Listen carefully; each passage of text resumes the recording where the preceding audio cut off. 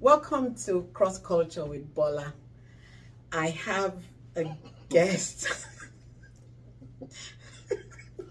Oh dear. I have Oh dear. I have a guest on my show today. Can you introduce yourself? I would like to point out that this was involuntary. I am here against. Hi. My name is Tonte. My last name is Fenny, and if you haven't guessed by now, by the resemblance, yes. You don't look like me. Please, let's just get that off the table. 90% of people say I do. No, so. you don't. Okay. No, we're not. Anyway, that's not what this is about. This is, oh gosh, pretty girl like me. No. Wow, it's like that. Yeah. You made me. So. No, your father did. Okay. No, your father did. So let's. We're not doing that. We're not doing that. Okay. Now this is my show, so you answer questions. Don't whatever. Okay. You may have guessed by now that this goes on a lot. So hopefully we'll get through this interview nicely and as Christianly as we can. So let's see how we go with that. So Tonte, you've come a long way from when you were 6. Oh dear. And when we came in here when Tonte was 6. So tell me about how that transition went, moving from that culture to this. I think when you transition cultures, it involves making decisions, whether consciously or unconsciously. Okay. So, I mean, for me, one decision was the accent I'm talking with now, learning how to develop one. And then it's just about... I don't get that. What do you mean the accent you're talking with now? I wasn't born with this accent. This is now, you're talking like a Nigerian. No. Oh. Okay, keep going.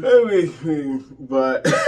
Did that happen or you made a decision to... I remember making a conscious decision to do it after I was made fun of for it. Because when you put a kid who is about 60 shades darker than anyone else in this classroom, who sounds like a Nigerian in a room, he's going to be made fun of. So it was one of those decisions you make to fit in.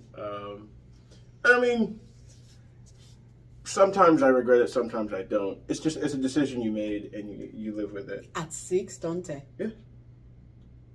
Okay. I would say that at 6 you probably don't understand the implications of it.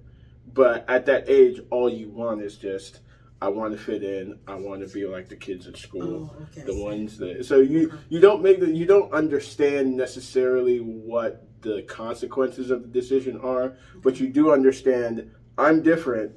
I don't want to be, and I'm being made fun of because I'm different. So it's talking about that. I'm different, and I don't want to be. Talk to me about those differences apart from your accent or whatever, because I mean, well, when you think about it, again, a lot of this is stuff you'll notice once you're older. Okay. But at that age, it's more about just trying to find a niche, trying to find friends, trying to find people that don't make you feel bad about yourself, that kind of thing. So that's the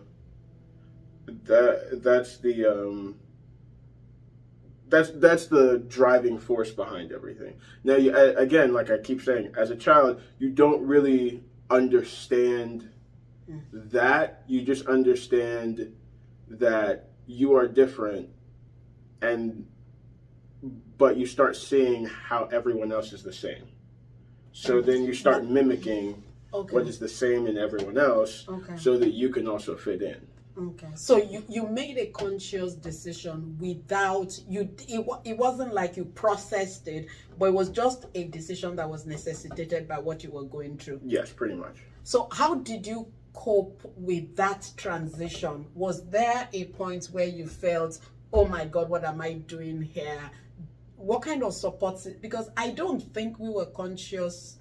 But I mean, I think this is a thing for parents. You're not going to be conscious of half the things your kids go through, especially at that age, especially in school. Because there's only so much you can see. There's only so much a teacher can see. And there's also, at that age, there's only so much a child can fully articulate to you in a way that will make sense to you.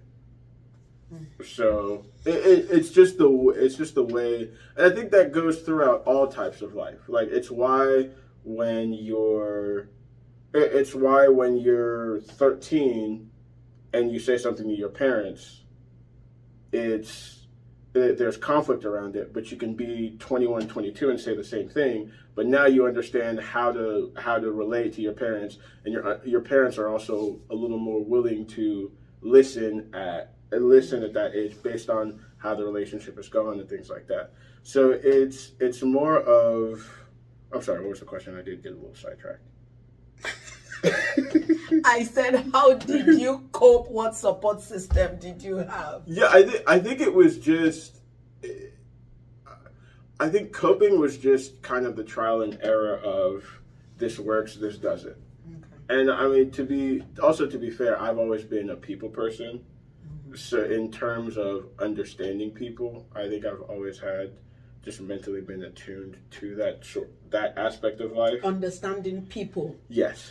In terms of including your mom. That's a little harder. I ain't gonna lie to you. Okay, keep going. That's a little harder. Okay.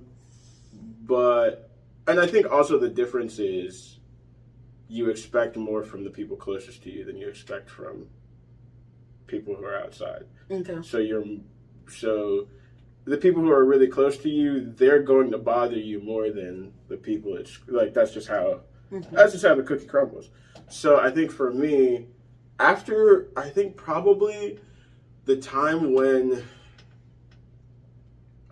by about high school was when I truly kind of stopped trying so hard. Because I think that here's the example I'll use. In middle school, elementary school, and stuff, you dress up in Nigerian clothes and all that stuff, and you kind of get made fun of. Some people appreciate it, but for the most part, you're made fun of. Then probably about high school, it becomes kind of cool because now people have a concept of the outside world. But you didn't have to dress in African clothes. No, I didn't. But there were times where I did. What I'm saying is the times where I did. To school or to school functions or awards things. But stuff that like was your choice, not. No. I'm not saying you forced it on me. Okay. What I'm saying was it's a thing that happened. Okay. And it's another thing that was, why are you dressed like that? Why? Let me ask you this, because this was a question I had to answer, and not just one person asked me.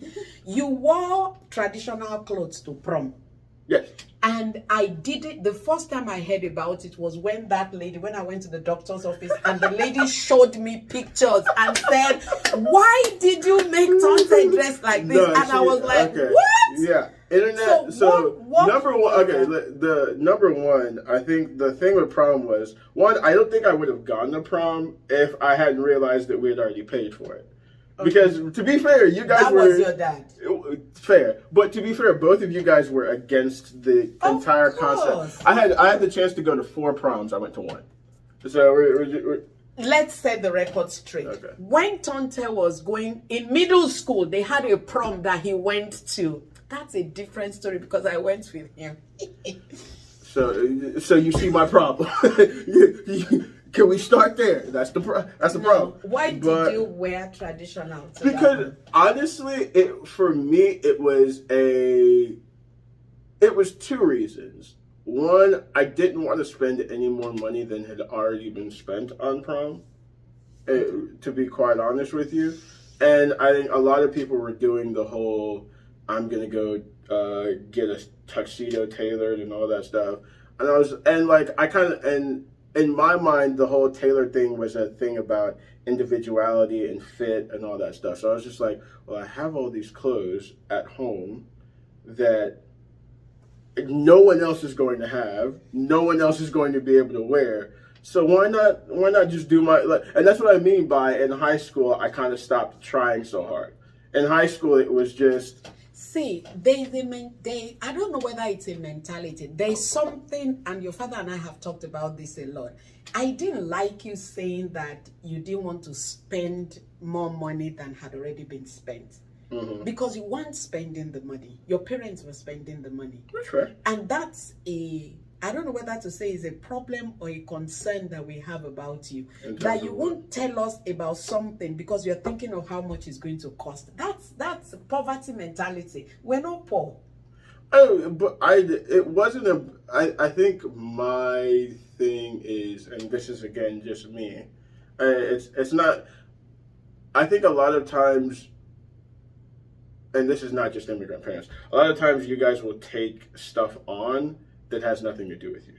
What does that mean? So in terms of me as a human being, I do my best to, burden is the wrong word, but I do my best to, I try to ask for as little as possible. Whether it's you, whether it's friends, whether it's not a you. No, because you're doing it. You're taking it on. You're doing it.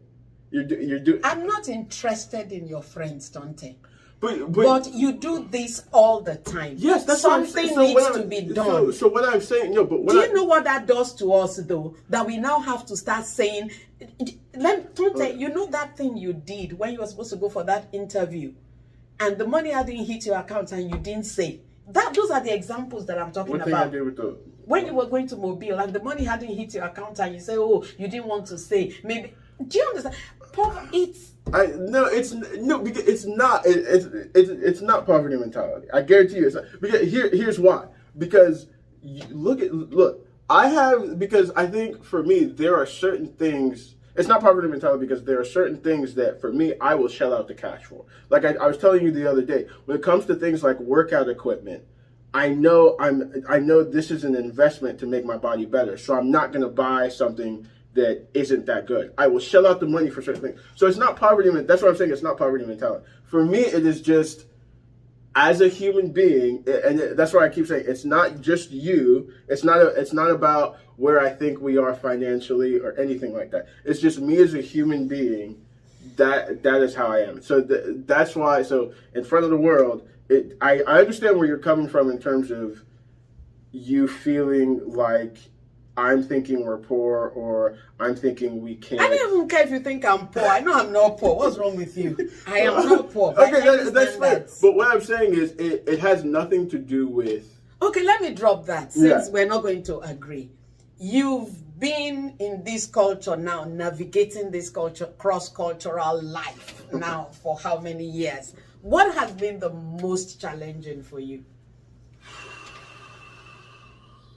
Challenging.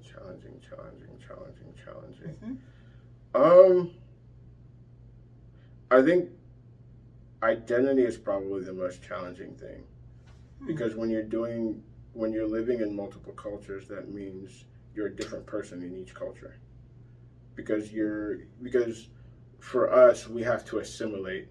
And this is one of the things I told you about, where at work, you calling someone Mr. This and insisting on it is acceptable for you because you lived over 30 years of your life somewhere else. For me, I'm the kid who, I lived 7 years of my life in Nigeria. 6. I was too much for my 7th birthday. Leave me alone. But the bulk of my time has been here. So assimilation is expected of me, and lack of assimilation is almost seen as rude, and so is almost seen as rude. So you will see your father's age mate and now say, Ben.